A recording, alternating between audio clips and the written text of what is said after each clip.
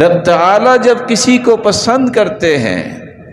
کسی سے راضی ہوتے ہیں، کسی کے ساتھ خیر و بھلائی کا ارادہ کرتے ہیں، تو اذا اراد اللہ بالشاب خیرا وفق له رجلا صالحا، اللہ ذوالجلال کسی بھی نوجوان کو جب پسند کرتے ہیں تو اس کی نشانی یہ ہے نوجوان کا ساتھی ایسا دے دیتے ہیں جو نیک اور صالح انسان ہو۔ نوجوانوں کے لیے بہت بڑا ایک سوال ہے کہ اپنی دوستیوں کو چیک کرے، اپنی مجلسوں کو چیک کرے،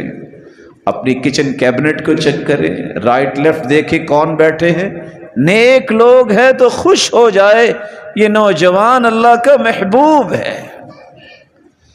جس کو کوئی عالم دین میسر آ جائے وہ اس سے محبت کرتا ہے، اس کے ساتھ بیٹھتا ہے، کسی نیک نوجوان کے ساتھ بیٹھتا ہے، یہ اللہ کا پسندیدہ ہے۔